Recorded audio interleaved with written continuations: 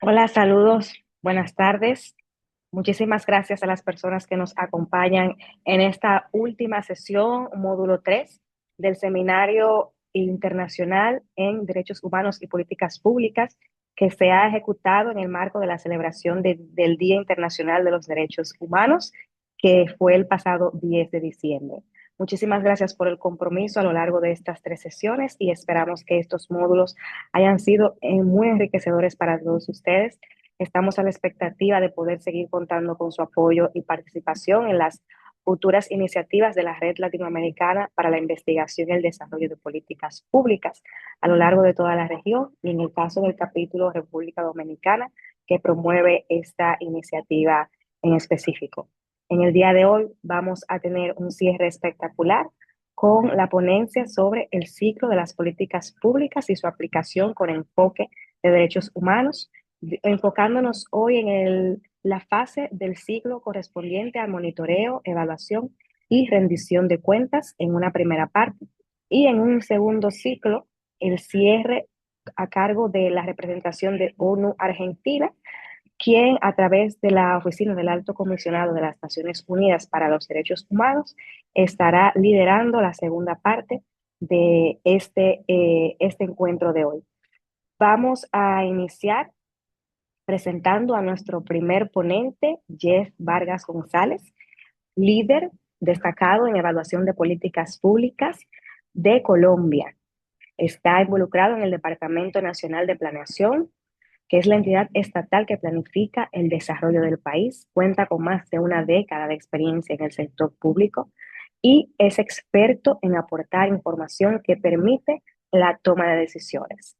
Director para la Red Latinoamericana en el capítulo de Colombia. Se especializa en diseño, formulación, desarrollo e implementación y evaluación de políticas públicas y asesorando también entidades políticas públicas y privadas, donde promueve espacios técnicos a través de herramientas públicas y procesos de gestión. Cuenta con una maestría en políticas públicas de la Universidad de los Andes, con una base de formación en economía y ha participado en diferentes programas internacionales, incluyendo del Banco Mundial y de la Universidad de Berkeley. Tenemos un excelente ponente con amplia experiencia que nos va a estar abordando hoy justamente sobre una de las fases del ciclo, que es monitoreo, evaluación y rendición de cuentas.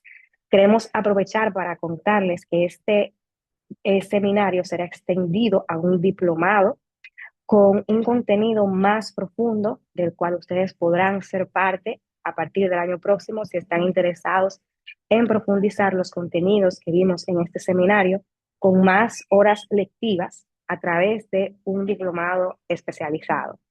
Entonces, los contenidos que veremos hoy serán complementados y profundizados en estos escenarios. Muchísimas gracias nuevamente por la presencia y paso la palabra a Jeff Vargas. Bienvenido, el escenario es tuyo. Hola Juliani, muy buenas tardes a todos y a todas. Para mí es un placer estar aquí compartiendo este espacio sobre la importancia que tú bien decías. Son los últimos dos eslabones de las políticas públicas, en este caso el monitoreo y la evaluación. Agradezco también a Daniela de la red por la invitación y un poco también a ustedes para el por qué se interesan por estos temas que a mi modo de ver son muy relevantes a la hora de tomar decisiones y sobre todo en el tema de derechos humanos, que creo que es un poco el tópico y el fin de lo que nos aborda. Bajo esa estructura, yo voy a compartir una presentación. Ustedes me corregirán si se alcanza a ver la presentación. Se ve Entonces, bien. un poco, Sí, mil gracias, Daniela. Entonces, un poco lo que quiero contarles hoy es cómo el monitoreo y la evaluación permite tomar decisiones basadas en evidencia y por qué tiene importancia en este tema de los derechos humanos, que es muy importante. En esta hora que tengo para conversarles esto que es muy importante, solo decirles que voy a hacer una pequeña introducción.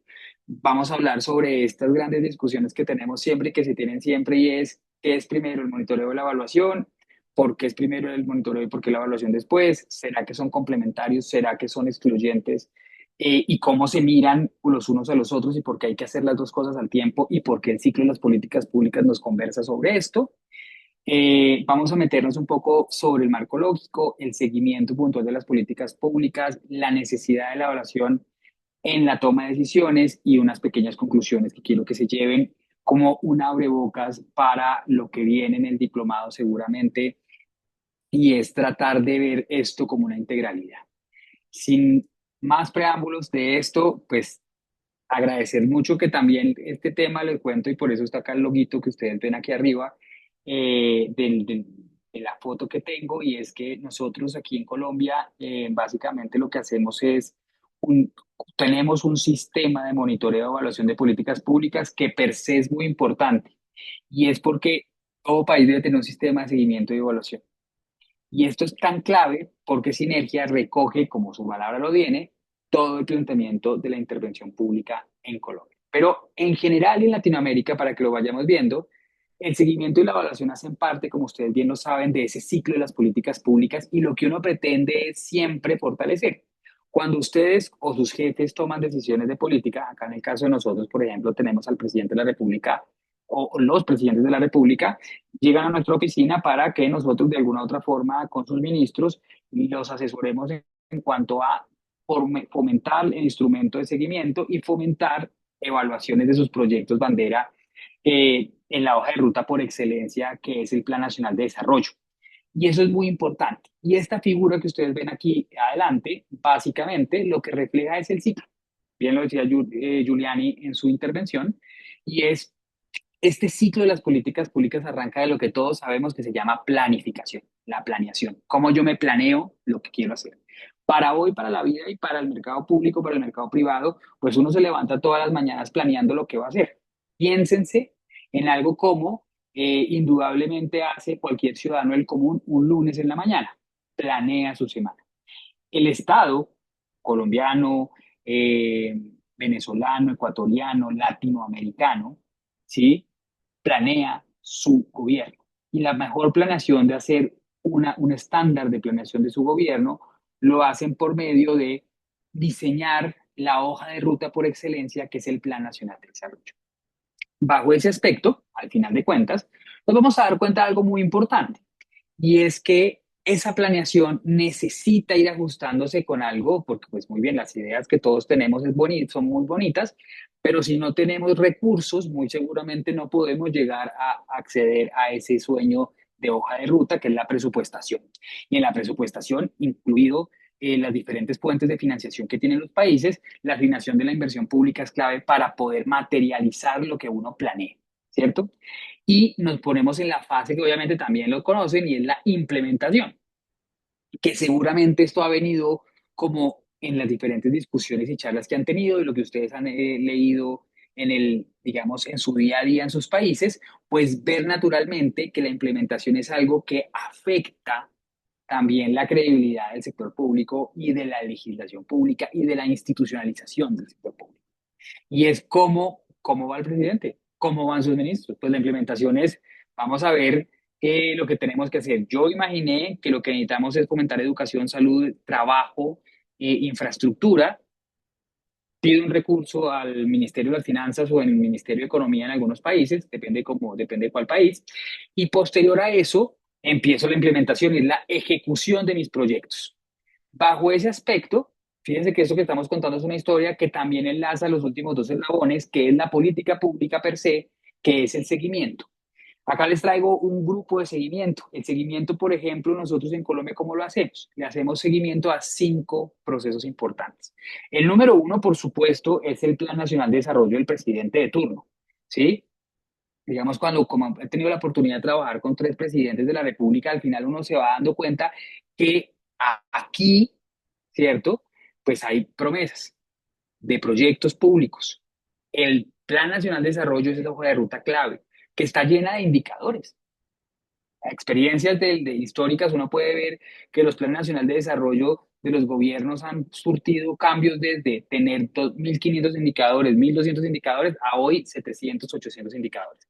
Y la pregunta es, ¿y será que es necesario hacer muchos indicadores para ganar credibilidad o hacer pocos para tener mejor credibilidad? Aquí la respuesta, y lo vamos a ver más adelante, tiene que ver más allá del número es la calidad del indicador. Mejores indicadores, pocos indicadores, pero claves, que muchos indicadores sin sentido y descontrol. Pero aquí hacemos 5 sistemas de seguimiento. Como les dije, primer Plan Nacional de Desarrollo, también tenemos un grupo especial que le hace, como en Latinoamérica también es una cosa, hay comunidades étnicas de largo y ancho en toda la región, pues hacemos seguimiento a unos acuerdos que las comunidades tienen. ¿Cierto? Entonces están las comunidades negras, las comunidades indígenas y las comunidades gitanas. Y ante ellas también hay muchas comunidades dentro de comunidades que al final de cuentas hay unos acuerdos institucionales y que tienen que velar por su seguridad, su alimentación, su educación y su seguridad.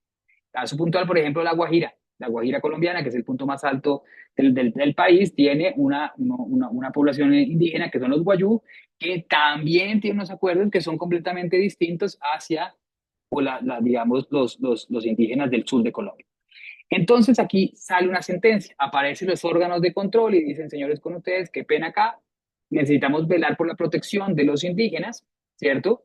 La Corte Constitucional Colombiana, y entonces acá el DNP crea un equipo que se llama Seguimiento a los Grupos Étnicos Estratégicos, que le hace seguimiento, en este caso, a la sentencia T-302 de La Guajira, que trata de monitorear el cumplimiento de su propio gobierno en esas acciones. Posterior tenemos un seguimiento a los objetivos de desarrollo sostenible, al acuerdo de paz. Ustedes, si lo tienen en su radar, Colombia hace un par de años, hace unos 9 años, firmó un acuerdo de paz con un grupo armado conocido como las FARC-EP, y se firma un acuerdo, pero también hay unos compromisos de indicadores de cumplimiento, la cual que se llama los acuerdos de paz del sistema CIPO, y tenemos un sistema que dice, ¿y cómo va la paz? ¿No? ¿Cómo va este cuento de la paz? ¿Sí? En temas de indicadores. Hacemos también acuerdos de indicadores al tema de la NS, del cambio climático, que es muy importante también con todo esto que se ha venido. Colombia tuvo recién una COP el año pasado en Cali, Colombia, sobre la biodiversidad. Este año fue en Belén el tema de cambio climático, y entonces todos los países giran en torno a un seguimiento, porque es importante seguir este tema. Y pasamos a la última fase. Muy bien, seguimos, hay unas red flags, unas alertas, y pasamos a hacer evaluaciones estratégicas. Es muy importante hacer evaluaciones, porque al final de cuentas, en las evaluaciones, que es una revisión sistemática de información investigativa, nos va a permitir tomar decisiones basadas en evidencia, que al final de cuentas, con un grupo enorme, que lo vamos a ver también, de metodologías, pues uno puede llegar a saber qué evaluar. La reflexión que yo quiero que se lleven con esto es en dos vías. La vía del monitoreo, en cuales hay diferentes tipos de indicadores, diferentes tipos de alcances de indicadores, y una segunda vía muy importante también, que tiene que ver qué tipos de evaluaciones hay. No solo vamos a hablar de evaluaciones de impacto, a todo el mundo nos encantan las evaluaciones de impacto de las políticas, porque son los que generan transferencias monetarias condicionadas y efectos causales, pero también hay cosas que se tienen que evaluar que no requieren identificar los impactos de una intervención. Y entonces es importante que ustedes se lleven este abrebocas de hay más cosas que lo que de pronto nos muestra.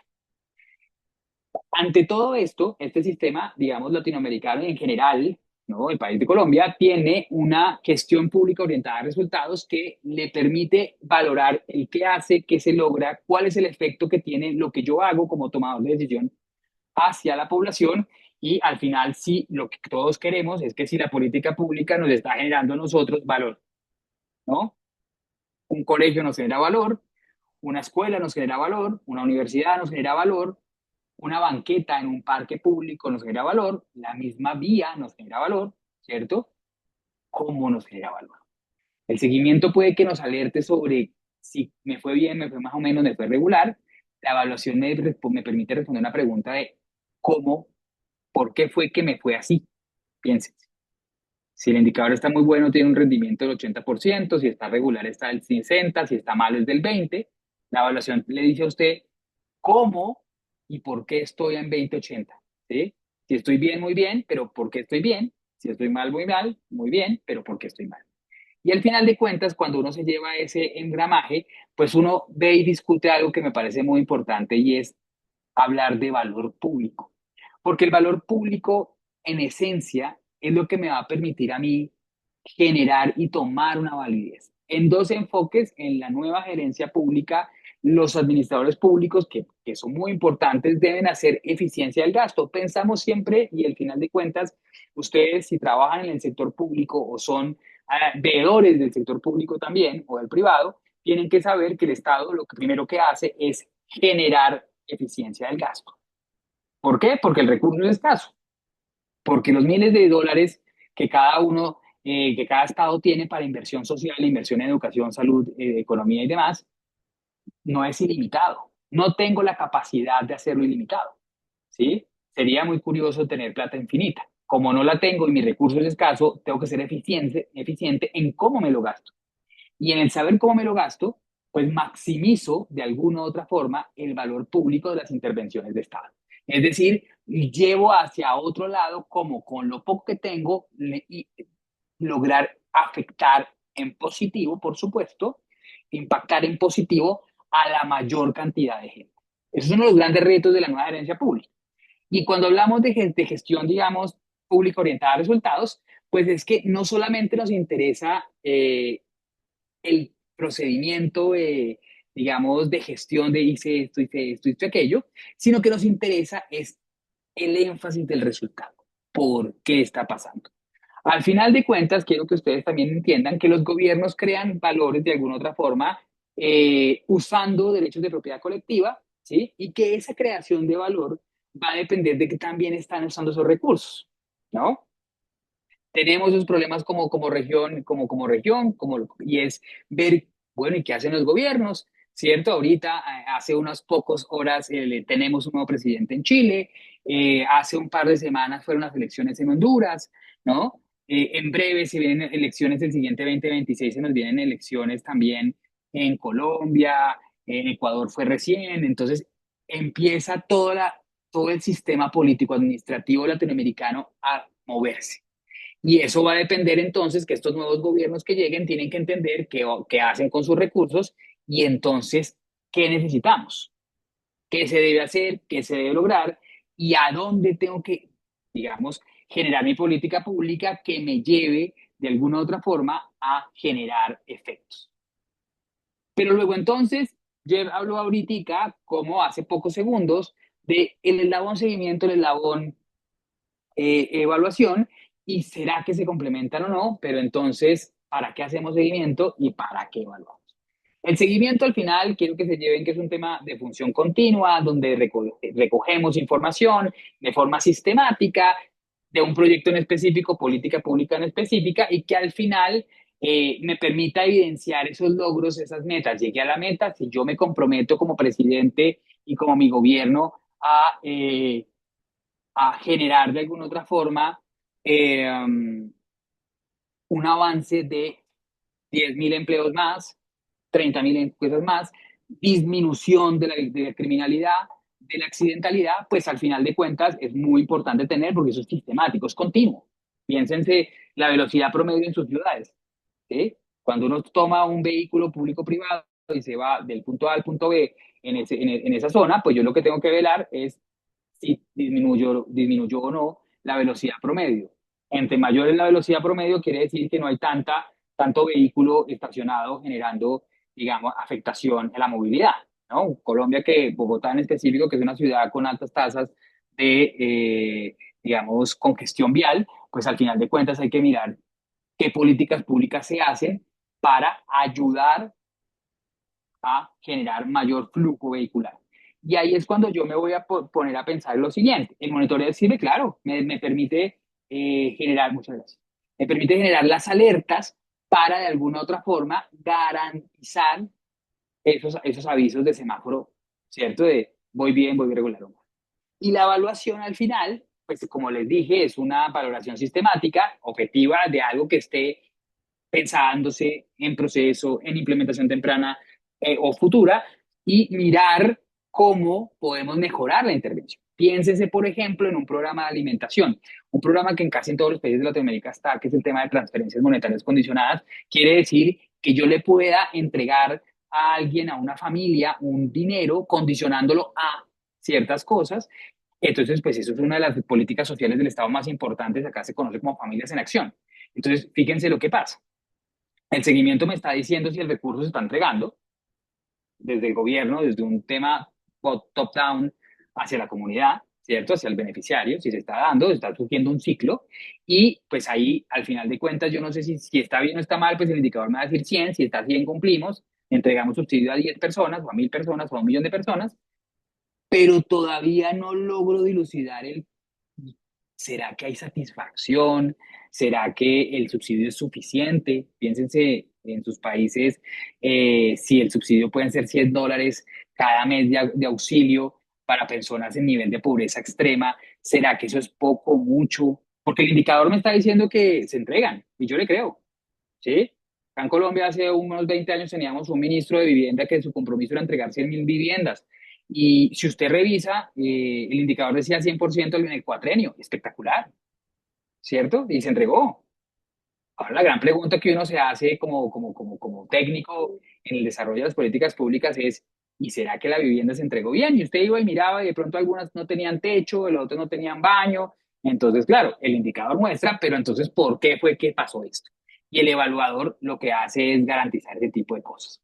Los dos son muy importantes. Aquí no es entonces decir, no, entonces solamente hagamos evaluaciones y olvidémonos del monitoreo, porque al final, mientras uno permite mirar el proyecto o la política y su avance, el otro mira si estoy logrando lo que propuse y de mi alcance. Entonces ahí es muy importante en esa figura. Y este cuento también y es, pero este profesor está diciendo que se complementan, pero ¿cómo así que se complementan? ¿Sí? Entonces uno se piensa, pero ¿cómo así? Usted me está diciendo que son diferentes, pero también se complementan. Entonces, claro que se complementan. Porque fíjense eso, y aquí les traigo un ejemplo que me va a permitir leer para que lo leamos todos en el compendio.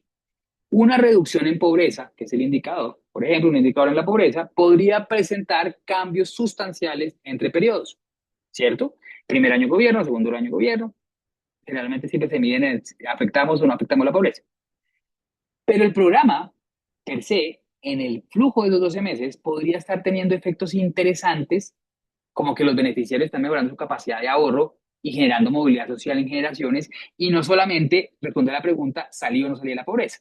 Entonces, fíjense que al final de cuentas el monitoreo es súper clave porque me está diciendo si el gobierno está trabajando para mejorar el tema de la pobreza extrema en los países de Latinoamérica, que le pega a los ODS, que le pega a todos los indicadores seguro de gobierno, pero al final de cuentas aquí lo importante es que la evaluación podría estar identificando potenciales efectos, ¿sí? De variables que no estaban contempladas en el indicador, porque el indicador debe que ser sencillo, claro, escalable, sostenible, pues tampoco cabe digamos, en una enciclopedia todo un indicador, entonces pues hay que ser muy precisos, ¿cierto? Para eso la evaluación también detecta variables que no. Al final, entonces, los tomadores de decisión podrían decir que si solamente yo miro el indicador, pues el programa no está funcionando porque pues, al final sí tiene medio un avance, pero muy chiquito, muy marginal, dirían los economistas, ¿sí? Diríamos los economistas. Entonces, esto es muy marginal, ¿de acuerdo? Pero fíjense que un programa de estos tan poderoso puede estar cambiando la realidad de las personas. Hace unos pocos horas estuve socializándole digamos, a los ministros a los directivos del tema musical, de temas culturales, una evaluación que hicimos sobre un programa que se llama Sonidos de Esperanza. Y ese es un programa que lo que hace es entregarles instrumentos musicales para sacar a niños, niñas y adolescentes de la pobreza y de la violencia y de los efectos colaterales que puede traer, digamos, las condiciones naturales de su pobreza. Y ustedes pueden ver lo sorprendente que es como un programa de estos, que si el indicador fuera, pues está entregando el recurso, pues resulta y pasa que ese indicador lo que está haciendo solamente es viendo la superficie del iceberg y no está viendo que familias enteras de víctimas del conflicto armado, desplazadas por la violencia, su único acceso a un programa de esta envergadura le cambió la vida. La vida es que efectivamente, si no hubiera habido este programa, las madres se hubieran suicidado por efectos de. Entonces, si usted se da cuenta, puede que el indicador le esté ayudando, pero está dejando de ver todo un iceberg, todo de posibilidades, un abanico de posibilidades. Y bueno, al final sí se complementan, es el mensaje, ¿no? Pues tenemos que mirar y conocer porque nuestro objetivo al final de cuentas siempre es el valor público, ¿sí? Además de este tema y este ejercicio, yo quiero invitarlos a que este tema de monitoreo y evaluación también contribuye de alguna otra forma a un tema de transparencia. Nuestras apuestas como personas que trabajamos en gobierno es automáticamente es pensarnos que el gobierno tiene que ser transparente, ¿cierto? Y tiene que ser un gobierno abierto y que ser un gobierno de todos y que tiene que ayudar a tomar decisiones, por un lado, en este caso el presidente, ministros, viceministros o como se llamen, gerentes en algunos países, ¿verdad? Y en el otro lado, pues la información pública que también tiene que ser la ciudadanía, no solamente el que está arriba pensando y ya planeando, sino el que está abajo eh, disfrutando, obteniendo, negándosele el beneficio de la política pública en extremos, pero en la mitad de este gran camino, pues tenemos de alguna otra forma también entes de control, que son los que regulan, Fiscalía, Contraloría, Procuraduría, que también se ponen a velar porque se estén usando correctamente los recursos y al final de cuentas, la academia, ¿cierto? Que es muy importante acá la academia en un sistema de monitoreo de evaluación es clave porque las personas de la academia tienen la robustez técnica metodológica. ¿Sí?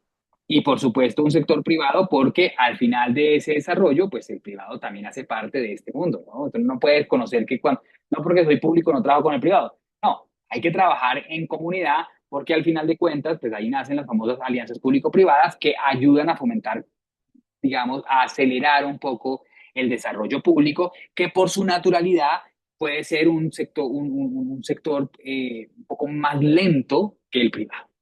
¿No? Entonces ahí vamos entendiendo el tema del valor público porque ahí procedemos a mirar que esto es un tema que aquí podemos decir que todo este tema permite medir y revisar la generación de lo más importante que es valor público y cómo lo establecemos. En ese punto, entonces, el seguimiento y la evaluación pues son complementarios porque mientras uno señala en las actividades, traduce objetivos, obtiene fuentes, el otro entiende el por qué se logró y por qué no las cosas, establece relaciones teóricas del por qué efectivamente está pasando, evalúa los posibles efectos causales o no. ¿Qué se entiende por un efecto causal? ¿Qué es un causa-efecto? Es decir, que si producto de haber entregado el subsidio, ¿cierto? La transferencia monetaria condicionada o la vivienda, la persona ahorra más, lo que le representa mayor dinero en el bolsillo, la cartera, lo que le representa mayor posibilidad de comprar bienes y servicios de mayor calidad, lo que le representa un mejor sistema de salud, lo que le representan menos enfermedades, y etc, etc, etc, lo que lo lleva a efectivamente tener un impacto positivo. Es decir, el programa funciona. O no efectos causales, que es simplemente no menor y no menos importante, pero es tener resultados. El programa funciona, ¿sí? Posiblemente piénsense en un efecto no causal, que si yo le entrego la vivienda y usted se va al loto a comprar la lotería y ese mismo día de celebración y se ganó la lotería, pues usted tiene como aumentarle un piso a su vivienda, pero no necesariamente porque la vivienda le cambió la calidad de vida, sino un efecto no causal, no partícipe del programa, fue que le cambió la vida. Que también es importantísimo. Yo a veces soy de los que cree que cuando a mí me preguntan siempre si un programa de transferencia monetaria de subsidios le cambia la vida a las personas, mi respuesta sin haber evaluado es sí.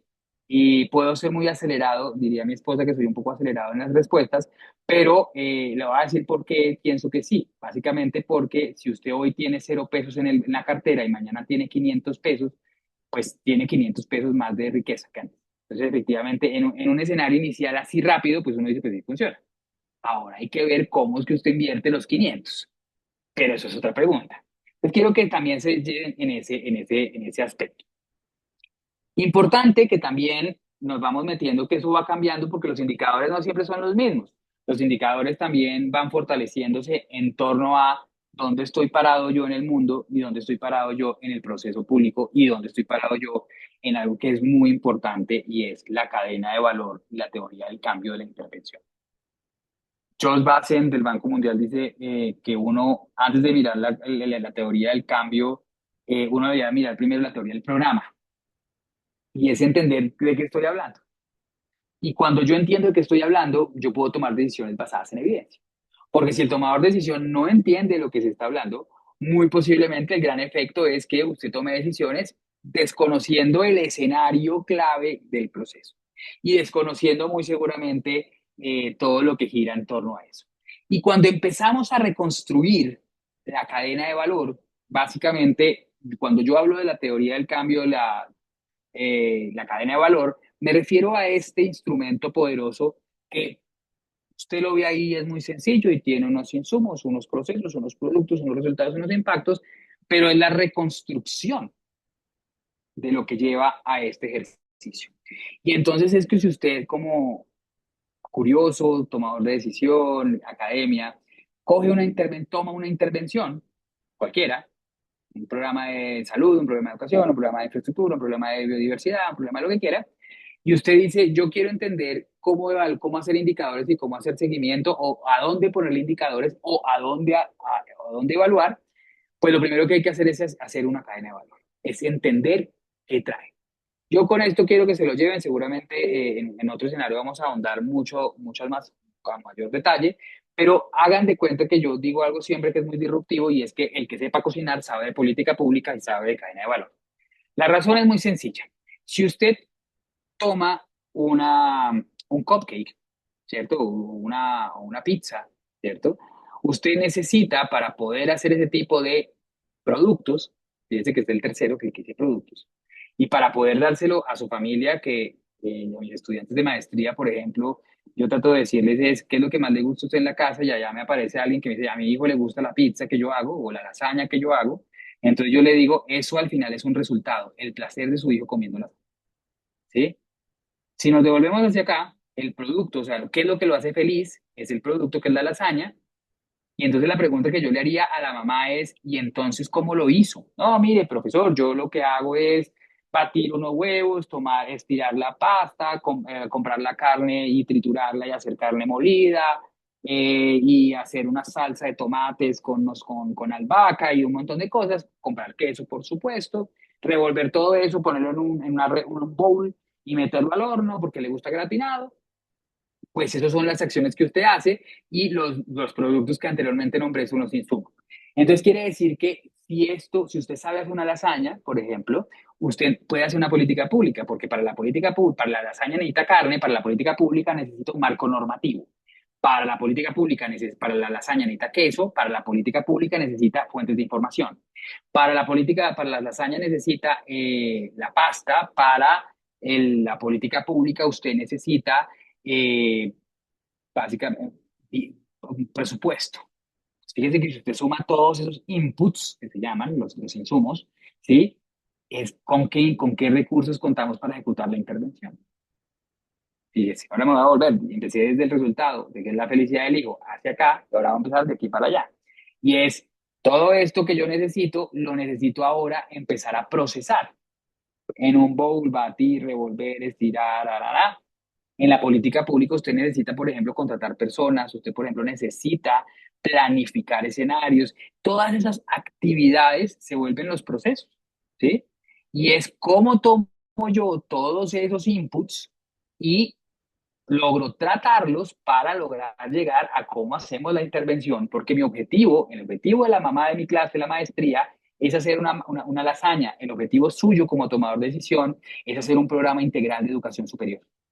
¿Cómo logra usted entonces llegar a ese, que en la traducción de lo que estoy diciendo es a esa beca para estudiar educación superior, para niños víctimas del conflicto armado? Entonces, fíjese que usted necesita unos insumos, unos procesos para poder llegar a ese producto, ¿cierto? Que el producto no es otra cosa más que entrega de bien o servicio que se esté dando. Y finalmente, pues, ¿qué situación esperamos transformar? ¿Qué resultados obtengo? ¿Funcionan los programas de asistencia social para estudios de nivel secundario? ¿Será que se están llegando a ese nivel secundario lo que va a permitir tomar mejores decisiones o no? Eso es lo que mira un poco el proceso. ¿Hacia dónde tengo que enfocarme? ¿Hacia dónde tengo que llegar? Y al final, si lo hay, no todo tiene que tener impacto, pues identificar esas variables y esos indicadores de impacto que son importantes para el proceso. ¿Cómo logro yo hacer esto? Fíjense que cuando yo traigo este gráfico que ustedes ven ahorita a continuación, pues me parece muy importante que logremos identificar que cuando logro identificar todos esos insumos, todas esas actividades, todos esos productos, todos esos resultados, yo empiezo a mirar estratégicamente dónde está el desempeño programático. Y entonces, en lo que es insumos a productos, yo establezco objetivos, hablo de eficacia, de un seguimiento estratégico, porque es lo que yo estoy planeando, si se dan cuenta, yo estoy planeando de alguna otra forma, razón por la cual yo me voy integrando hacia entender qué quiero, con qué tengo, porque mi objetivo al final en temas de eficacia y mi recurso de eficiencia del gasto es llegar a ser efectivo. Esa es la segunda parte del gráfico, que es resultados. Y es cómo logro yo ser efectivo por medio de ese proceso. Si yo tengo interiorizado este mecanismo, si yo tengo de alguna otra forma interiorizado qué insumos tengo, qué actividades tengo, qué productos tengo, qué resultados tengo, muy seguramente voy a entender qué debemos hacer, ¿sí? Y en ese punto, pues arranca una cosa que me parece muy bonita porque la teoría del cambio es una hoja de ruta que nos dice hacia dónde vamos, que son los resultados, y muy importante, cómo llegamos. Porque a todo el mundo le fascina saber hacia dónde vamos, ¿no? Es como los jefes de Estado y entre los ministros y entre diferentes gobiernos siempre les interesa, ¿lo logré o no logré? Piense usted también en sus hijos. De cuando su hijo llega del colegio de la universidad, usted le pregunta al final del año, ¿pasamos el año o no pasamos el año? ¿No? Eso es algo que uno al final de cuentas siempre lo mira, ¿no? Porque el objetivo del papá es que pase el año, el objetivo del gobierno es llegar a la meta. Pero lo importante de la teoría del cambio no solo es saber que llegué a la meta, o sea, que conseguí promoverme, sino también cómo. Y la pregunta del cómo es, ¿qué hice para aprender? La política pública se lleva hacia eso. Y es al final de cuentas como uno empieza a garantizar. En otras palabras, es cuál es la hipótesis que estáis en cuenta detrás del programa. ¿Sí? ¿Qué está detrás de esto? ¿Sí? ¿Qué está detrás de esto que me va a conducir a mí a promoverme en el año lectivo? ¿Sí? ¿Qué va a estar de mí? Que al final de saber si yo como ministro de Agricultura hago política pública que me permita satisfacer las necesidades de la población beneficiaria, agricultores, empresarios, transportistas, etc., etc., etc. Entonces ahí es cuando uno tiene ese tipo de cosas. A invitarlos también a que lo que podamos ver y es que esos propósitos pues lo pueden ver acá, ahí les dejo como un poco de bibliografía e información, la Theory of Change que ponen también, o la guía para diseño de proyectos, o lo que en su momento tenía USAID es el tema de desarrollo de indicadores. Ahí, digamos, hay muchos, Banco Mundial tiene, nosotros en el Departamento Nacional de Planeación también tenemos una guía de indicadores, me parece muy, muy robusta y muy clara, pero que va a permitir conciliar con eso.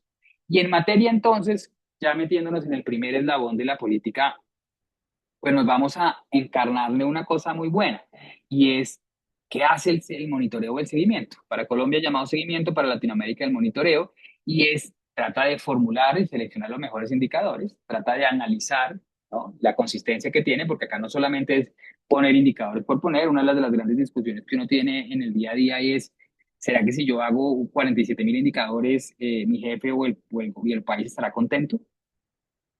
Hay un principio en las matemáticas que se llama el principio de la parsimonia y al final creo que menos es más, ¿no? No hay necesidad de tener tantas cosas para aplicar algo. Con pocas sustanciosas está bien, ¿sí? Importante que el seguimiento de alguna otra forma también permite visibilizar y transformar la toma de decisiones porque me da alertas hacia dónde estoy llegando y cómo estoy llegando. Y finalmente, pues algo muy importante que debe tener el monitoreo y el seguimiento de las políticas públicas es la retroalimentación. ¿Cómo me retroalimento? ¿Sí? Cuando nosotros hacemos, por ejemplo, una evaluación de la paz o hacemos una evaluación de comunidades y queremos ver el tema de los derechos humanos, queremos también de alguna otra forma el enfoque de derechos humanos, el enfoque eh, diferencial, pues nuestra intención es entender que si algo no está fallando, poder retroalimentar el proceso, poder decirle a ese otro, no está funcionando, ¿no? No es que deseche por desechar, es que tome decisiones basadas en evidencia que le va a permitir tomar decisiones claves en el proceso. Y al final, como lo dijimos en la introducción, acá es muy importante, yo por eso resalto este mismo gráfico anterior, pues es transparente. Un gobierno transparente, un gobierno que muestra a la ciudadanía el cómo vamos, pues le permite tranquilidad. Puede que usted no sea el más letrado del planeta sabiendo que hay indicadores de gestión sumativo y educativo de decadencia y crecimiento, ¿sí? Puede que usted no sepa que hay una evaluación de impacto, procesos, resultados, institucional, costo-beneficio, comportamental, pero usted sí sabe que el dinero que le está entrando a su cuenta es para X o Y. Es decir, que uno de los principales mensajes que vamos a ver al final, me estoy adelantando muchísimo a esto, la conclusión es cómo decir las cosas. No se trata de todos saber el mismo tema, se trata de procurar que el lenguaje se diga desde arriba del tomador de decisión hacia abajo el beneficiario, distinto que como si yo hablase con la academia. Y para esto quiero, siempre a mí me encanta hablar de temas como personales de cada uno, ¿no? Del día a día, ¿no? Y es, piénsense ustedes hablando diciéndole a su hijo de 3 años algo o diciéndole a su hijo de 15 y la orden es a dormir. Usted no usa las mismas palabras con los diferentes actores. Usted cambia dependiendo del actor, pero su objetivo sigue manteniéndose igual. Tienen que ir a dormir porque está tarde. La política pública debe garantizar eso. Que el que entendió a los 15 años que tiene que irse a dormir porque mañana tiene un examen en el colegio, o el bebé que tiene que ir a dormir porque si no, porque eso le sirve para mantener su condición física, emocional y de aprendizaje de cero a, digamos, de los primeros años, ¿no?, de vida, pues tiene que entender la importancia de. Y eso es un poco de los grandes retos que tenemos en los gobiernos. Y es que asumimos que todas las personas entienden igual, ¿no? En el trasfondo, un indicador, quiero que se lleven esto, debe ser una expresión cuantitativa observable, debe describir y permitir describir, caracterizar la información, debe al final comparar periodos, yo tengo que mirar cómo me fue ayer.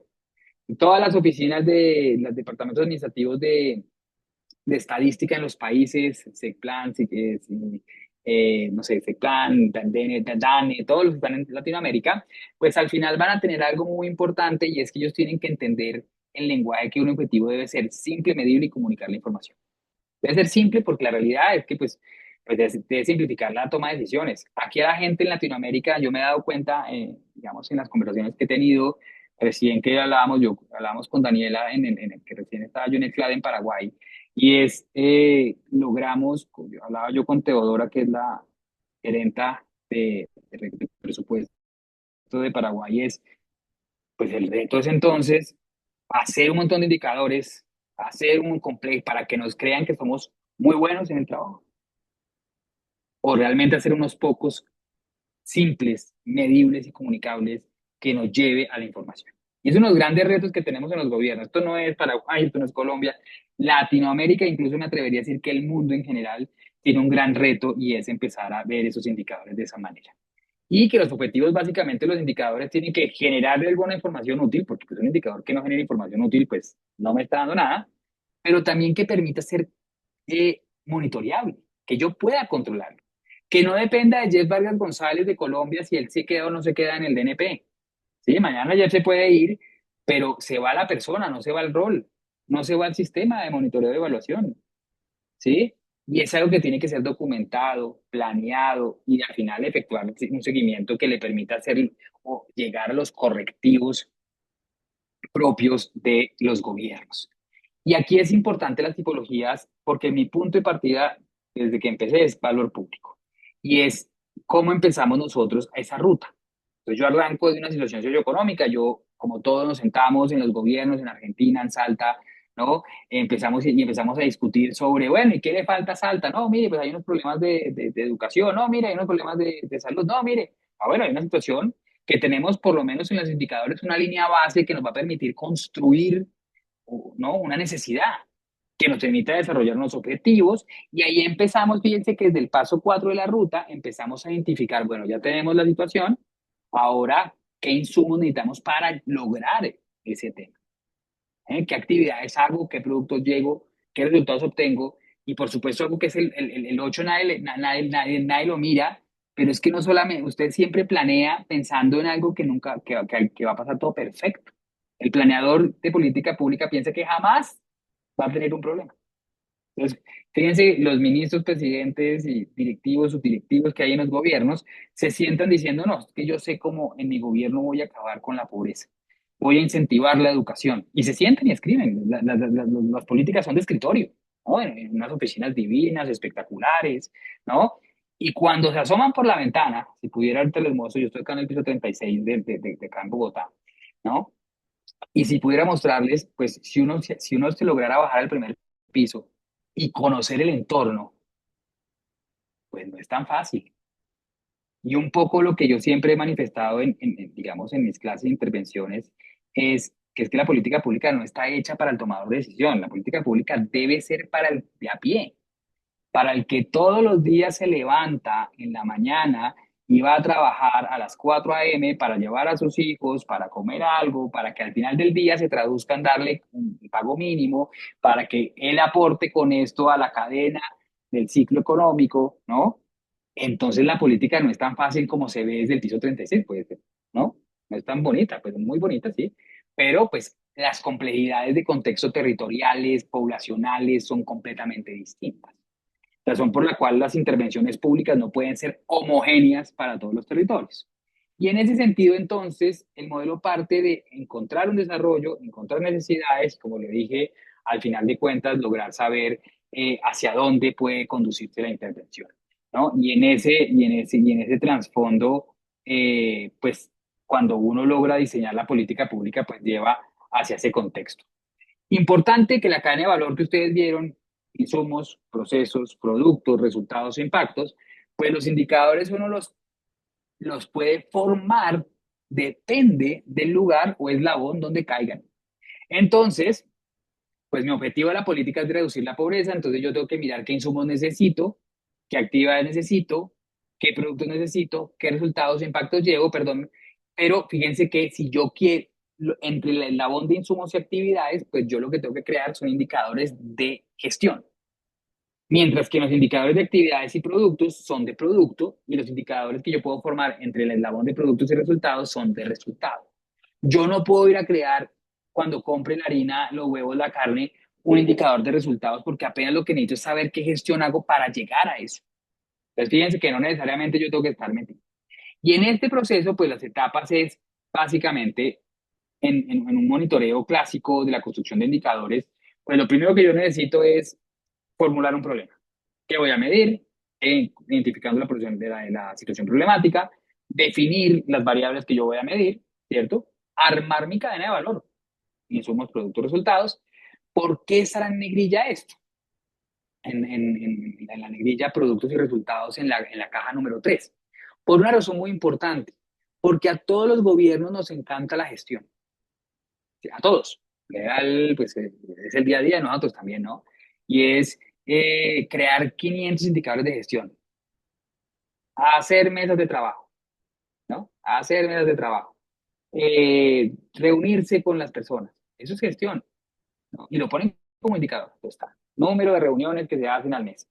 Número de reuniones, entonces usted va. ¿Cuántas hizo? No, la meta son 10. Uy, ya tengo 8, me faltan 2. Hagámoslo rápido. Venga, llamemos a Rafael Antonio y a Leslie y le decimos, reunámonos 2 minutos y ya. Uy, ya, mire, pantallazo, screenshot, ¡pum! Evidencia. Me reuní con Jeff y con Rafael. Y eso es, al final de cuentas, lo que se hace en gestión. No está mal. Por supuesto, es importante reunirse con Leslie, con Jeff, con Daniela, con Julián y con el que sea. Pero eso hace parte de su core. Entonces, más bien enfóquese en la política pública, en tener resultados de producto y resultado, en un bien o servicio tangible a la sociedad y un resultado tangible que le pueda garantizar. Al final, eso es lo que usted tiene que hacer. En el medio y al interior de, pues puede hacer toda la gestión que usted quiera, ¿no? Y alguien hablaba de por qué no hacemos indicadores de impacto. Pues la razón es un tema más estratégico que otra cosa. Hacer indicador de impacto implicaría que los impactos generalmente son a largo plazo y un gobierno no tiene 10 años. No puedo decir, un gobierno democrático no tiene 10 años, lo que hace que al final de cuentas, pues en la legislación de cada uno de nuestros países, por supuesto, ¿cierto? Lo que va a generar eso es una cosa muy importante y es que nadie se va a comprometer en hacer, ¿no? Un programa que dure 15 años, porque usted ya ni siquiera va a estar ahí, y acuérdense que también se hace por gestión privada, personal de las personas, ¿no? Entonces, al final de cuentas, vemos ese avance. Y finalmente, pues el tema de la selección de indicadores son de la estrategia de los indicadores CREMA, que tienen que ser claros, relevantes, económicos, medibles, adecuados y sensibles, categorías importantes y diseñar algo muy importante, que a todo el mundo se le olvida, todo el mundo se vuelve experto en indicadores, pero se le olvida la trazabilidad. Entonces se le olvida generar una ficha del indicador, porque vuelve al punto, Jeff se puede ir mañana, pero por lo menos está toda la trazabilidad suya, cómo se mide, qué fuentes tomo, cuál es la periodicidad, cuál es la línea base que me va a permitir ese tipo de ejercicio. Entonces, al final, ahí se me corrió la presentación, pero es crema de claro, preciso, relevante, que sea apropiado, económico, que esté disponible, medible, que pues me permita ver de forma independiente las cosas, adecuado, que ofrezca una suficiente forma de estimar y sensible, que es la S que está por allá tiradita, permite también ver los cambios en un tiempo. Entonces, al final, posiblemente sea maleable, que no sea rígido, porque si pasa algo, una situación crítica, pues usted no puede salirse de ahí, no puede reportar. ¿No? En el trasfondo, al final, ¿por qué es el seguimiento es importante? ¿No? Y esto hace, de alguna otra forma, que ese seguimiento se vuelve clave a la hora de poder determinar esas fallas institucionales, demoras, procesos que me va a garantizar. Aquí llevarnos una gran reflexión para poder de alguna otra forma entender que en ese mundo del monitoreo y el monitoreo y el seguimiento, pues es clave hacerlo. Esto no es uno y otro. Y en el mundo de la evaluación de la región de la política pública, yo me llevo esto que es muy importante, ¿sí? Y que al final de cuentas me parece, digamos, muy provechoso ese tipo de situaciones. Lo primero es que las evaluaciones tienen que tener un propósito, ¿sí? El propósito de una evaluación, pero en un segundo, es poder de alguna otra forma llevar a saber qué quiero. Escalamiento del programa, modificar una parte del programa, modificar un proceso del programa, rendir cuentas. ¿Qué quiere usted con la evaluación? Una de las cosas que yo le pregunto siempre a las personas de los ministerios, asesores, viceministros, y siempre les pregunto es, ¿y entonces para qué quiere la evaluación? ¿No? ¿Cuál es el propósito? ¿No? Al final, ¿cuál es su propósito? No, mire, es que yo recuerdo hace un año me decía la ministra de Ambiente de Colombia, me decía, es que yo quiero cambiar el instrumento de política pública, rediseñarlo. Decía así su equipo técnico. Entonces uno dice, ah, bueno, ya tiene hacia allá vamos. ¿Cuál es el propósito? La evaluación como resultado del proceso mismo me tiene que decir si el programa funciona, si el programa no funciona, si el programa básicamente hay que cambiarlo un poquitico, son 5 tipos de posibilidades. Es, el programa funciona y es perfecto. Si ustedes conocen un caso perfecto, por favor, escríbanle a Daniela y me lo cuentan y lo incluyo en mis presentaciones. Sería un hito reconocerlo, porque todo es susceptible a cambios, ¿cierto?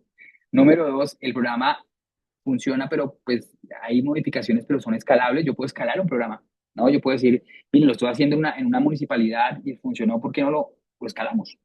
Va a nivel departamental, nacional, ¿no? Con otro enfoque, ¿no? O el programa, por ejemplo, hay que cambiarle un producto. Puede ser que el dinero el subsidio que se le está entregando a las personas, pues es en especie y no en moneda. Entonces puede ser que la gente, por ejemplo, le hacen un mini mercado y le entregan eso mensual y la gente dice, no, pues a mí no me sirve eso porque es que yo soy intolerante a la lactosa. Entonces, miren, lo que hay que cambiar es el producto, ¿no? Hay que darle algo sin lactosa. O por el contrario, de pronto hay algo que en el proceso está cambiando. Entonces uno puede, por ejemplo, rediseñar un proceso. Resulta y pasa que Jeff cuando le entrega la plata al Ministerio de Hacienda, el Ministerio de Hacienda a Daniela, Daniela a Juliana y Juliana a Rafael, y ahí nos demoramos un montón y Juliana y como no sabe, entonces la suelta. Y entonces ese proceso se puede eliminar. O en definitiva poder pensar que nosotros tenemos un programa que hay que cambiarlo completamente. Hay que rediseñarlo, señor tomador de decisión, señor ministro. Ese programa, la evaluación está demostrando que hay que rediseñar completamente. Y eso, al final de cuentas, pues es importantísimo, porque recuerden algo que dije al principio, eficiencia del gasto. Si usted está usando unos recursos que son escasos en un programa que no está bien, pues rediséñelo porque no está llegando lo que tiene que llegar. O la última, cierre el programa. Una evaluación tiene la capacidad también de técnicamente decirle, mire, más bien use estos recursos en otro programa que le pueda dar mayor impacto al desarrollo programático. ¿Sí? Es decir, ahí es muy importante la finalidad. La evaluación rápidamente, porque me queda muy poco tiempo, me querían ir a cierto, tenemos unos 7 minuticos más o menos. 7, 10. Sí. 7, 10. Tenemos algunas preguntitas en el chat también, por si nos da tiempo a Entonces responderlas. más bien termino y Claro. doy el espacio a las preguntas. Perfecto. Dale. Gracias, mi querida Juliana, y gracias, mi querida. Entonces, al final de cuentas, una evaluación, fíjense que es, como lo dije antes, una apreciación sistemática, objetiva, de un programa que esté empezando o terminando, ¿no? Para que al final de cuentas, ataque la eficiencia, la eficacia, el impacto y la sostenibilidad del desarrollo. Eso lo dice la OCDE, 2002, ¿cierto? Pero también, nosotros, antes de empezar a evaluar, la evaluación también le permite a usted responder preguntas de, ¿y estoy llegando a donde quiero llegar? ¿Será que los recursos que yo estoy usando son los necesarios? ¿Me faltan más o de pronto menos? ¿Será que está bien diseñado el programa? ¿Será que se encuentra bien implementado? ¿Será que estoy teniendo los efectos que quiero? ¿Será que las personas cuando yo le entrego una vivienda cambiaron su vida? ¿Será que el programa sí logró su objetivo y es disminuir pobreza? Todas esas preguntas, depende de la pregunta, pues de ahí depende la metodología, ¿no? Va a depender de la metodología. Entonces, aquí rápidamente, para la fase de preguntas, quería contarles que yo quiero aquí, lo primero es empezar a decidirnos cómo evaluar. Entonces, para mí hay tres grandes variables macro de esto y tiene que ver con tiempo, alcance y actores. Tiempo, ¿en qué momento voy a evaluar? No es lo mismo evaluar un programa que ya acabó a un programa que está empezando. Alcance, pues depende de dónde están marcados, no sé si se acuerdan los eslabones de la cadena de valor, insumos, procesos, productos, resultados e impactos. ¿En cuál hay más problemas? Pues va a depender. Si el problema es un tema de que la leche está cortada, no es un tema, el problema no es el resultado, el problema es el insumo. Compre mal, ¿cierto? O si acá cuando los que saben cocinar, yo no soy muy experto, quiero hacer una claridad en temas de culinaria, pero hay procesos en los cuales uno tiene que primero verter el agua caliente que el agua fría para evitar que se corten las cosas, ¿cierto? Que se dañen los productos. Entonces, si yo no sé eso, pues mi actividad está mal, entonces mi eslabón está mal. Entonces ahí el alcance de mi evaluación va a enfocarse en el proceso y no en el resultado. O quién va a hacer la evaluación, pues muy importante. ¿No? Siempre hay mitos, ¿no? Siempre es como, eso hay que contratar a alguien o eso hay que hacerlo internamente, etc, etc, etc. Depende, hay diferentes tipos de evaluación y en ese vamos a cambiar. Entonces yo quería invitarlos a romper de alguna otra forma esos mitos. En temas de tiempo, pues la gente, el mito que lo ven ahí debajo de la imagen, las evaluaciones solo pueden hacer al finalizar de la intervención o cuando están muy avanzadas, ¿no es cierto? Usted puede hacer evaluaciones ex ante. Usted puede hacer una evaluación de costo-beneficio para saber si el puente que usted va a construir en su ciudad tiene beneficio, es costo-beneficioso. Usted puede hacer una evaluación de diseño de la intervención para saber si antes, programáticamente, le está pegando el beneficiario correcto. O puede hacer acá en el mundo de la evaluación, te conocemos tres tipos de evaluación. El ex ante, que es antes de, el ex dure, que es durante, y el ex post, que es después. La gente solamente se enfoca en el ex post. ¿Por qué? Porque le encantan los resultados. ¿Sabe? Un tomador de decisión le fascinan los resultados. ¿No? Pues es mi gestión, habla de mi gestión. Usted me puso ahí en el cargo para que yo hiciera un buen trabajo, pues cuál es mi gestión.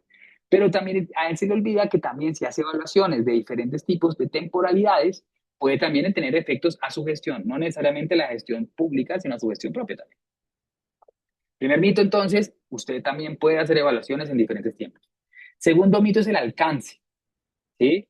¿Será que solamente son válidas evaluaciones de resultados y impactos? A la gente le fascina, ¿no? Porque de hecho se mata en la cabeza pensando en metodologías de impacto como el diferencias en diferencias, la regresión discontinua, el famoso RD, ¿no? Claro, pero hay muchas cosas más. Por ejemplo, ahí les pongo algunas. Una evaluación de operaciones, una evaluación institucional, una evaluación de resultados, una evaluación de impacto, una evaluación de costo-beneficio, una evaluación comportamental, una evaluación de gasto, etc. Depende del alcance, depende de lo que quiero también. Depende de donde yo veo en la cadena de valor los grandes problemas. Y por último, ese gran mito de el actor. Siempre tenemos que contratar a un externo para que nos evalúe, no necesariamente, también internamente podemos hacer evaluaciones. Las evaluaciones internas me permiten también saber cómo voy. ¿sí? Clave no solo hacer internas, clave también hacer externas. En externas es independencia. No soy yo el que estoy valorando. Nadie nos gusta hablarnos de uno mismo, ¿de acuerdo? Uno cuando le preguntan, si Daniela me pregunta hoy, Jeff, ¿usted hace bien su trabajo? Yo le respondo, sí, claro, siempre hago bien mi trabajo, ¿no? Pero cuando Daniela empieza a ahondar, independientemente a mi gestión, va a decir, pero Jeff, seguro, porque yo veo que como que ahí me estás ahí haciendo tal cosa. Pues es importante que un tercero me valore, ¿no? Y hacer una evaluación participativa que nosotros en este momento pues, estamos haciendo una maravillosa, estamos diseñando una, estoy diseñando una, y es que siempre las evaluaciones se hacen de escritorio, ¿verdad? Desde arriba hacia abajo, y ahora estamos tratando de buscar todos los actores que participan en la intervención para empezar a diseñar preguntas digamos, de evaluación. Esto, digamos, lo avanzo muy rápido. Como les dije, el tema es depende de quién. Un tomador de decisión, pues él necesita justificar el gasto, rendir cuentas y cumplir con las metas. Un equipo estratégico, como es el técnico, pues lo que me interesa es que la metodología y sus implicaciones. Depende de donde esté también la cadena de valor en seguimiento y monitoreo que vieron los indicadores, también le pegamos a las evaluaciones. Si encontramos mayor problema en temas de procesos, hay que hacer una evaluación de operaciones para saber por qué está fallando. O si queremos ver es más bien, si el programa donde más problemas hay es porque no sabemos cómo nos va, pues es una evaluación de resultados y depende, y por eso es muy importante la construcción de la cadena de valor. Y rápidamente, para ir cerrando, las evaluaciones, como les dije, son institucionales, por ejemplo, mira, está orientada al tema de multiactor, la capacidad institucional. Una evaluación de operaciones está más enfocada a la dinámica del proceso del producto, cómo está el proceso de la implementación per se.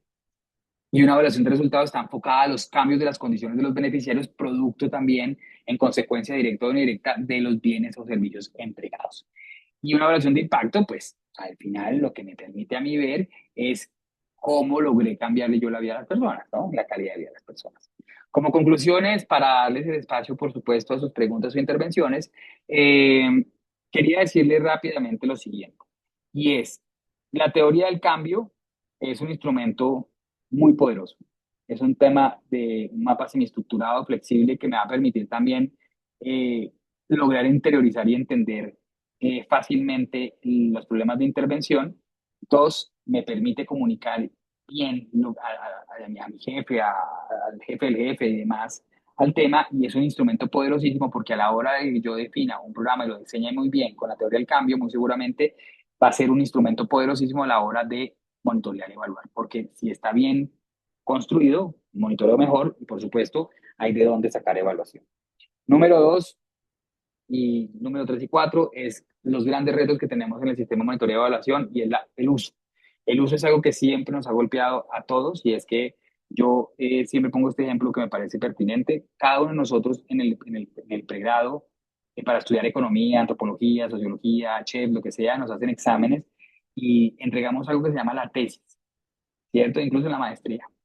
Eh, la gran, la probabilidad de que esas tesis estén guardadas en un repositorio en las universidades de cada uno de nosotros, empolvándose allá, es altísima.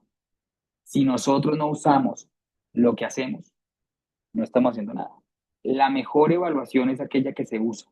Si usted no usa las evaluaciones, pues no sirve de nada. Lo segundo es la apropiación y también es cómo logramos nosotros apropiarnos de esto, tomar esto, para eso la academia es muy importante, tratar de sacar esto adelante por medio de las áreas técnicas, eh, pero no solamente por ellos, sino por todos, ¿no? Cómo nos logramos apropiar de nuestros propios instrumentos de política como el monitoreo y la evaluación. Y finalmente, y no menos importante, es de alguna u otra forma llegar a la difusión. Como lo decía en un principio, si nosotros no somos capaces de transmitir a los diferentes actores. Colombia tiene, por ejemplo, 54, 53 millones de personas. Si no logramos transmitir y de diferentes condiciones, etnias, razas, sexo y demás, no lográsemos entregar la información de la manera mejor, pues difícil. Yo con esto cierro y les digo que nosotros y la recomendación es que se creen instrumentos de difusión de los instrumentos de política pública que ustedes hagan, ¿no? Videos, infografías, cartillas, que le permita a los diferentes tipos de actor entender. Al académico la base de datos, al político el resumen de tu contenido, porque el político no lee más de tres páginas, ¿cierto? al técnico en evaluaciones del informe de 100 páginas, al final report de 100 páginas. Es decir, al final de cuentas, lo que yo necesito y pretendo es que lleguemos a ese espacio. Eso, al final, son esos grandes retos que yo creería que el sistema de monitoreo y evaluación en Latinoamérica enfrenta completamente y se desafía completamente. Hasta aquí quiero dejarla para darle esos 5 minuticos de preguntas, dudas, inquietudes. Muchísimas gracias nuevamente, Daniela y Giuliani, por la invitación y pues adelante con las preguntas. Muchísimas gracias a ti, Jet, por esta excelente intervención. Bueno, en cuanto a lo que las intervenciones del chat, hay un comentario sobre la transparencia que debería ser mutua, recíproca, para consolidar programas y generar valor agregado de interés público. Y luego tenemos dos preguntas. Por un lado, para política pública en general, el enfoque presentado expresa excelencia. Sin embargo, ¿qué experiencias sobresalen o cómo se están observando los resultados del monitoreo y evaluación en el ejercicio de los derechos humanos como eje transversal de las políticas públicas, así como su ejercicio, cambios logrados, resultados obtenidos y efectividad de manera local, global y para América Latina?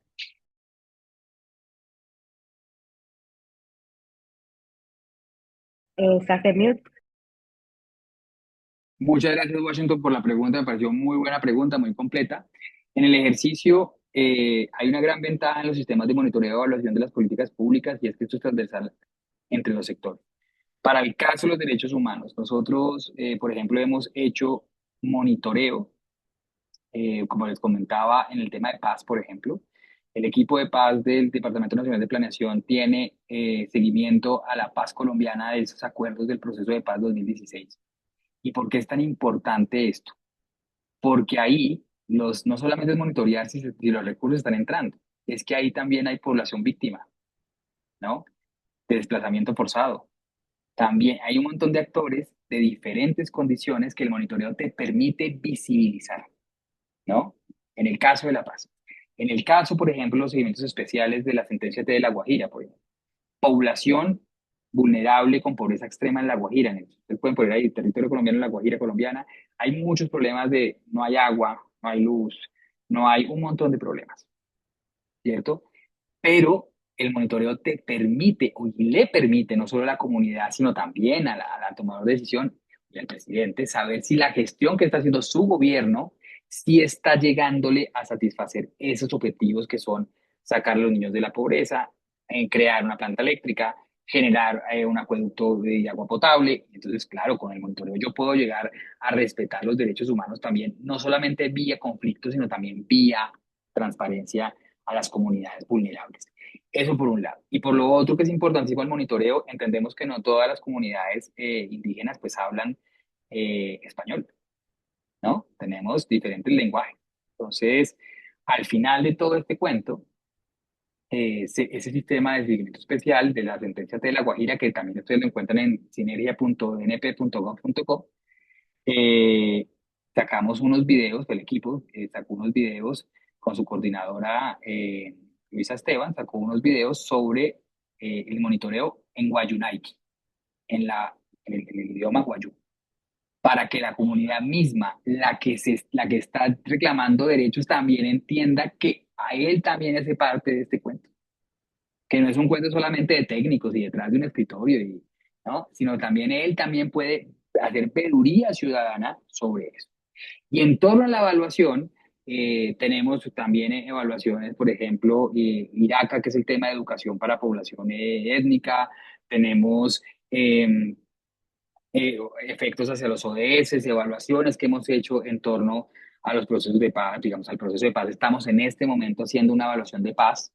Se espera que en 2026 tengamos resultados, ¿no? Unas evaluaciones que estamos haciendo, una evaluación institucional al proceso de paz porque tiene 89 actores distintos. Entonces también estamos reconociendo que todos los actores participan de forma distinta. Y la que tiene que garantizar un poco el monitoreo de la evaluación es visibilizar, profundizar y hacer efectos y permitir tomar decisiones basadas en evidencia conforme a lo técnicamente dispuesto, pero que también se ha entendido por los demás lenguajes y las demás personas. No sé si con eso, Washington, te respondí tu intervención, tu pregunta. Eh, si no, pues adelante, me cuentas. por supuesto. Gracias, gracias de nuevo, Jeff. Bueno, realmente esperemos que podamos profundizar sobre esto en el diplomado extendido sobre este seminario y que las demás preguntas que están pendientes y puedan surgir ahí puedan ser perfectamente abordadas. Nosotros ya tenemos en la sala a la segunda ponente, quien es Valeria Guerra, asesora para el Cono Sur del Alto Comisionado de las Naciones Unidas para los Derechos Humanos, quien nos va a dar las impresiones de cierre en este seminario internacional que hemos realizado. Muchísimas gracias, Jeff, nuevamente por esta magnífica intervención que ha sido de bastante utilidad y lo seguirá siendo para las personas que aquí participan y con esto te despedimos dándote muchísimas gracias. Muchísimas gracias, Valeria. Todo tuyo el escenario y bienvenida y mucho gusto verte. Que tenga una excelente feliz tarde. Muchísimas gracias. Entonces, pasamos con Valeria Guerra, que ya la habíamos presentado previamente con sus credenciales y ella nos va a centrar su intervención en los mensajes clave a nivel global que se han generado en torno a la conmemoración del Día Internacional de los Derechos Humanos que se llevó a cabo el pasado día 10 de diciembre, pero también quisiéramos orientar esta conversación, Valeria, dentro de tus posibilidades acerca de cómo podemos enfrentar la defensa de los derechos humanos en los contextos actuales de incertidumbre política, económica, social, y cómo pueden los derechos humanos fortalecer la confianza social y continuar motivando la acción colectiva. Con estas preguntas de apertura te dejo el escenario, pero puedes abordar el contenido de cierre desde el punto de vista que prefieras. Así que muchas gracias, Valeria, y adelante. Bueno, muchísimas gracias, Juliani, y colegas. Es para mí un gusto. Quiero agradecer a quienes han organizado, digamos, este seminario en el marco del Día Internacional de los Derechos Humanos. Bueno, la Red Latinoamericana para la Investigación y el Desarrollo de Políticas Públicas y a todas y todos quienes nos acompañan en el día de hoy. Como ustedes han visto, el leitmotiv de este año para el Día Internacional de los Derechos Humanos es lo esencial cada día, ¿no? Y creo que es una interesante reflexión para todas y todos nosotros de cómo los derechos humanos están en las cosas diarias que hacemos, ¿no? Como ustedes saben, cada 10 de diciembre se celebra, digamos, la comunidad internacional en su conjunto ha decidido celebrar el Día Internacional de los Derechos Humanos, que es el mismo día que en 1948 la Asamblea General de las Naciones Unidas adoptó la Declaración Universal de los Derechos Humanos, que es uno de los instrumentos constitutivos de lo que luego será el entramado normativo de derechos humanos, que es parte del sistema universal de protección de derechos, ¿no? Em, y creo que esta frase de lo esencial de cada día tiene que ver con que los derechos humanos no son palabras en el vacío, ¿no? Ni siquiera son ideas abstractas, sino que responden a la lucha de personas, de grupos, de movimientos, de organizaciones, de comunidades y de sociedades enteras, ¿no? Son elementos esenciales de los que dependemos nosotros y nosotros como personas cada día y que están profundamente entrelazados con nuestra vida cotidiana. Si yo les hago la pregunta, ¿qué derechos son los primeros que ustedes ejercen en la mañana? Bueno, ahí depende de la rutina de cada uno, pero, por ejemplo, el desayuno, que tiene que ver con el derecho a la alimentación, por ejemplo. Em, el tema de poder acceder, digamos, a agua limpia y segura, también, ¿no? Digamos, y fíjense cómo están relacionadas a esas actividades de nuestra vida cotidiana y son derechos esenciales y básicos, ¿no? Y estos derechos, digamos, son tan esenciales para nosotros y nosotras que quizás solamente somos conscientes de ellos cuando quizás están en peligro o de sernos arrebatados, ¿no? Todas las personas, sin importar de dónde nacimos, cómo pensamos, qué religión profesamos o a quién amamos, tenemos la misma dignidad y los mismos derechos.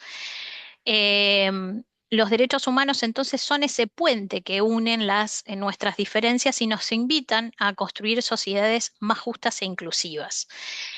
Y defenderlos también empieza en lo cotidiano, en el respeto, en la empatía. Cada persona cuenta, cada voz suma.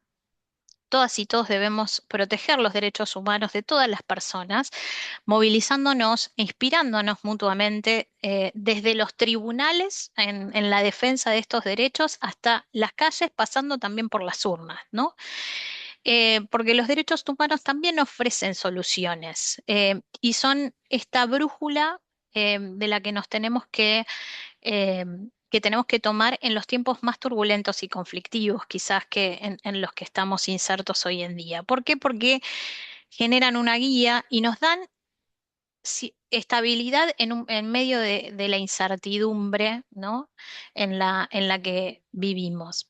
Y entonces también hay que pensar cómo nosotras y nosotras desde nuestros lugares, como funcionarios, funcionarias, de organismos internacionales, del Estado, digamos, del Estado en sus diferentes niveles, de los diferentes poderes, desde las organizaciones de la sociedad civil, desde la academia. Bueno, ¿cómo podemos ser agentes e impulsores del cambio, ¿no? En estos tiempos en donde tenemos que recordar, aquello que estaba mencionado, esos valores, y principios comunes que están mencionados en la Declaración Universal, por ejemplo, ¿no? Y cómo también trabajar por el reconocimiento de nuevos derechos, ¿no? Recientemente, como ustedes saben, digamos, la Asamblea General de Naciones Unidas ha reconocido el derecho a un ambiente, sano, digamos, como un derecho humano.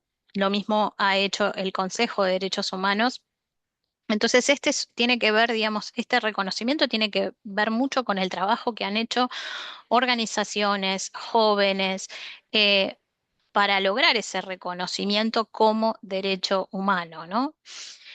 Em, en, es interesante porque recién estaba escuchando la última intervención que me precedió, la de Jeff, eh, y pensaba, digamos, que también estos conceptos, de igualdad y no discriminación, que son tan esenciales y que son un principio básico del derecho internacional de los derechos humanos, hoy también entran en cuestionamiento, ¿no?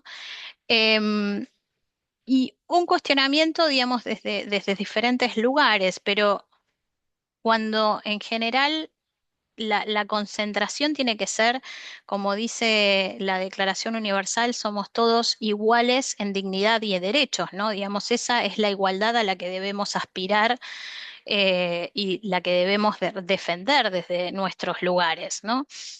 Entonces, la pregunta inicial, digamos, de cómo generar, espacios en estos tiempos, en donde, digamos, a veces nos invade cierta desesperanza, tiene que ver con defender estos instrumentos, internacionales que fueron producto de estas luchas, de luchas de sociedades enteras, ¿no? Y creo que esa también, digamos, debe ser la brújula del trabajo que hagamos, ¿no? Digamos, la defensa de estos marcos normativos, pero la defensa también de su implementación, ¿no? Y esto solamente es posible, digamos, si lo traducimos en políticas públicas, en medidas legislativas, ¿no?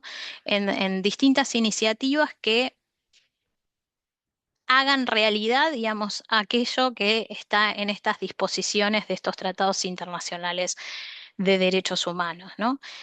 Y entonces, volviendo, digamos, al tema de los derechos humanos como lo esencial de cada día, me parece que desde el lugar que estemos tenemos que poner el foco en cómo pensar y cómo hacer realidad, y garantizar los derechos humanos basándonos en esas, normativas que en muchos de los países de la región son parte, digamos, también digamos, de las leyes fundamentales, de las constituciones nacionales, ¿no?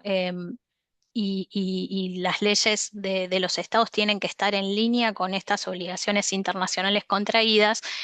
Eh, entonces,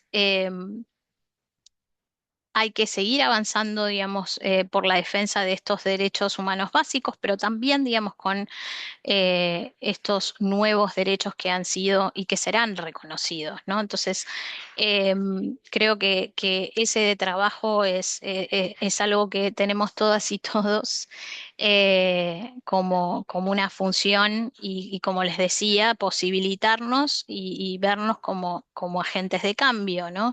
En este escenario. Em, y bueno, aquí hay muchos jóvenes también que cada vez están más involucrados también en la defensa de los derechos humanos y la importancia, digamos, de ese involucramiento y ese diálogo ese diálogo intergeneracional entre las generaciones del presente y del futuro, pero también, digamos, las generaciones que han dado estas luchas durante décadas, ¿no? Em, me interesaba cerrar, digamos, esta primera parte, pero después quedo al pendiente de preguntas que pudieran surgir. Em, Algo que menciona el alto comisionado de Derechos Humanos en su intervención, en su discurso por el Día Internacional de los Derechos Humanos, que dice, em, cada uno de ustedes tiene el poder de impulsar el cambio. En sus escuelas, en sus lugares de trabajo, en las redes sociales, denuncien la injusticia y defiendan un discurso libre, abierto y civil.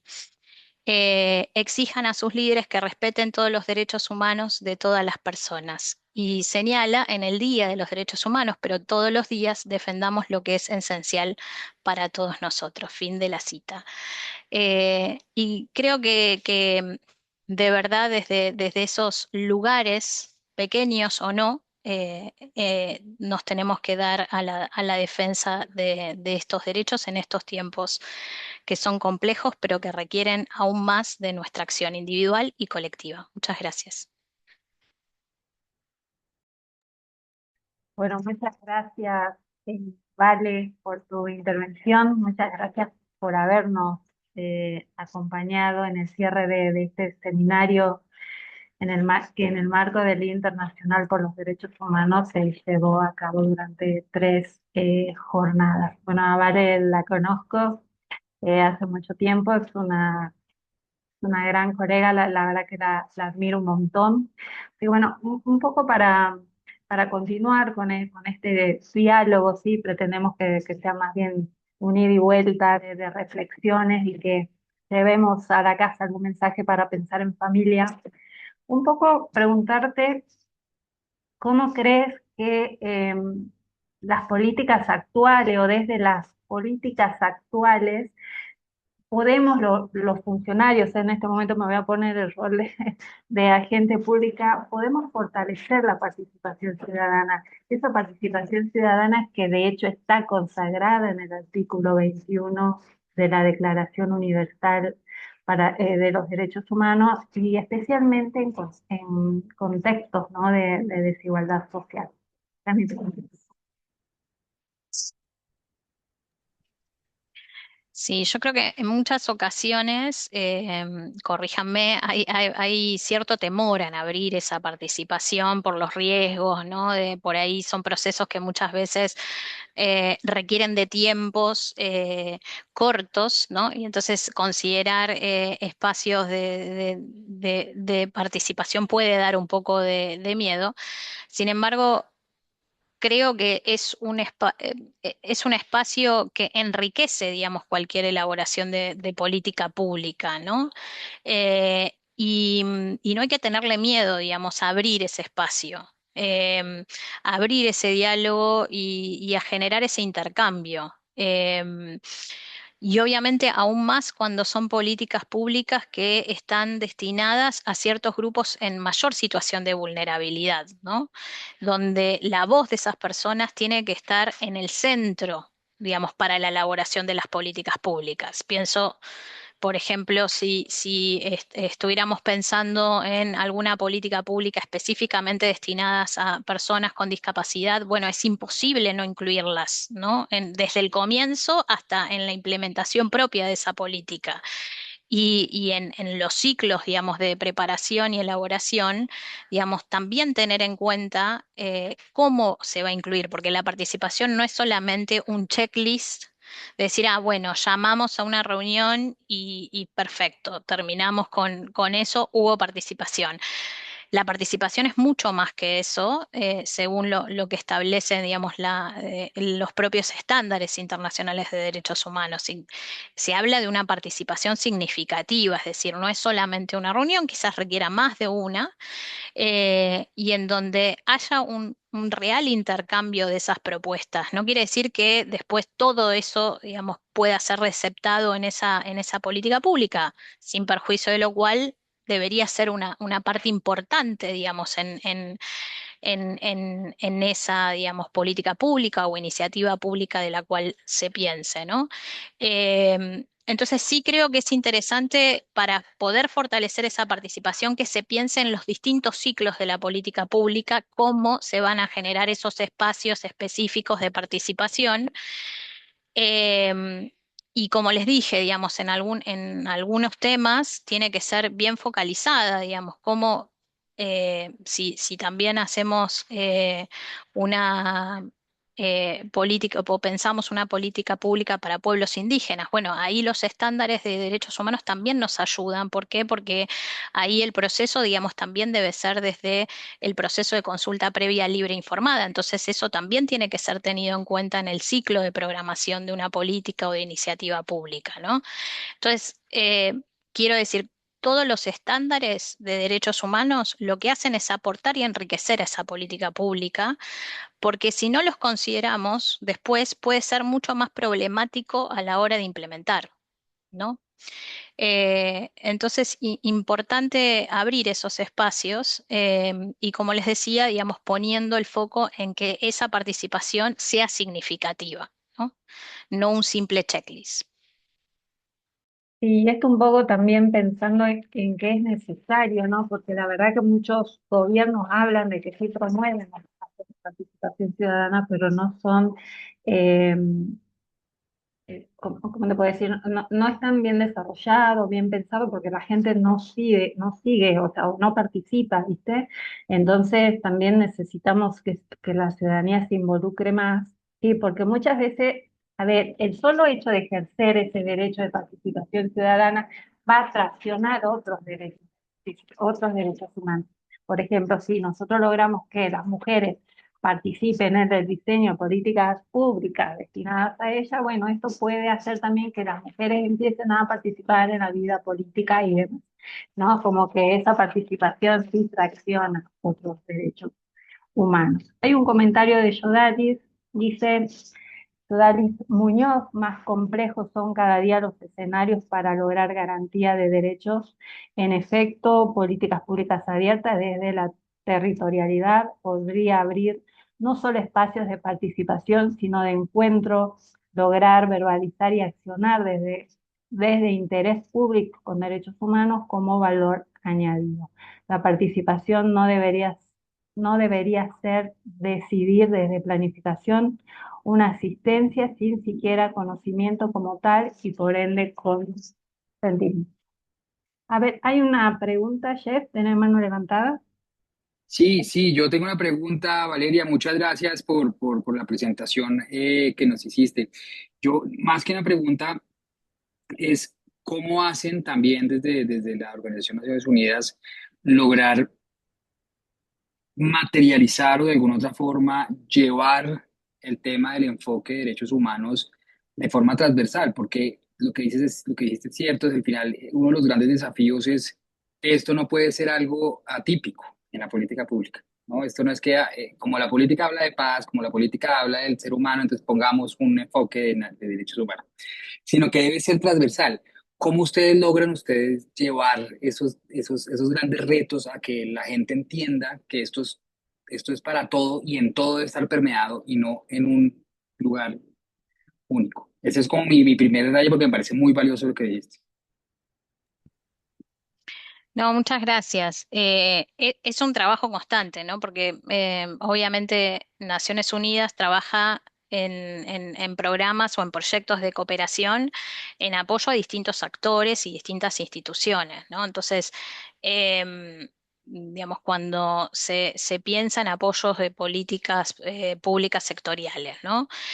Bueno, ¿cómo introducimos ese enfoque de derechos humanos? En primer lugar, lo que solemos recomendar, porque bueno, no somos quienes hacen la política pública, sino quienes apoyan a esa elaboración, em, em, es mirar, bueno, cuáles son las obligaciones internacionales que están en juego, digamos, cómo puedo hacer realidad esas obligaciones específicas, ¿no?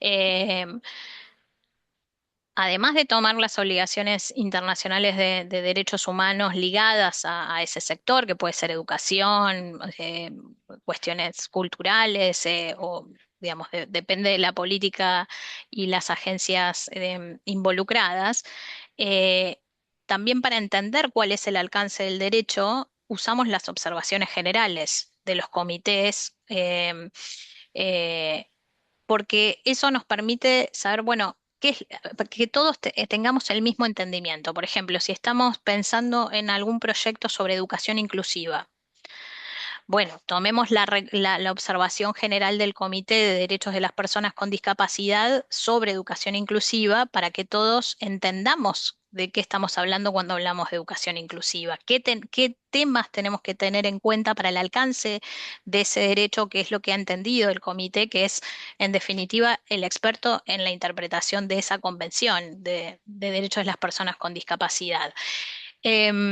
También tomamos las recomendaciones que han recibido los estados, ¿no? Específicas, ¿no? Las recomendaciones de los mecanismos de protección de derechos humanos, y me refiero a las que surgen de los órganos de tratados, es decir, de estos comités específicos, las del examen periódico universal, que es otro de los mecanismos de protección del sistema universal, y de los procedimientos especiales que tienen mandatos temáticos que también, digamos, producen recomendaciones específicas para los estados. Ahí yo después en el chat les voy a pasar, hay una herramienta súper interesante, digamos, que es el Universal Human Rights Index. Si no han navegado, es una herramienta muy interesante. Si están trabajando un tema, sea, digamos, que están en plena elaboración y construcción de un diagnóstico para comenzar a hacer una iniciativa o una política pública, es interesante tener en cuenta porque está dividido por tema, por Tratado Internacional de Derechos Humanos, por mecanismo, ¿no? Y entonces aparecen las obligaciones internacionales, pero también las recomendaciones que ha recibido el Estado con relación a una temática específica. Em, y obviamente tomamos los principios, digamos, generando, ojalá que los estados generen esos espacios de diálogo y participación necesarios hacia la construcción de esas políticas. Entonces, eso es un poco el caminito, digamos, más práctico, si se quiere, digamos, a la hora de apoyar proyectos concretos que apoyan una política concreta, ¿no? De cómo asegurar o tratar, digamos, de que se transversalice el enfoque de derechos humanos a la hora de esa construcción, ¿no? Pero también a lo largo del ciclo de políticas De públicas. No acuerdo. sé si contesté un poco la No, es consulta. perfecto. Y al final es como lograr uno, eh, más bien, que los gobiernos logren aprovechar esa integralidad que ustedes le dan para llevar a tener unas políticas mucho más robustas y transversales con el enfoque de derechos. Muchas gracias.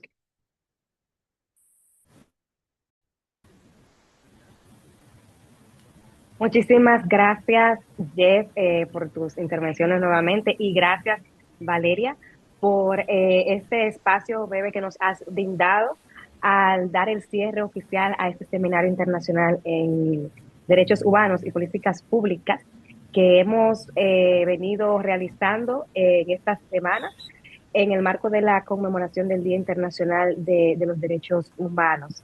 La herramienta la vamos a estar compartiendo por el chat. Valeria nos la va a compartir, pero también podemos enviarla vía correo electrónico junto con la grabación de esta sesión.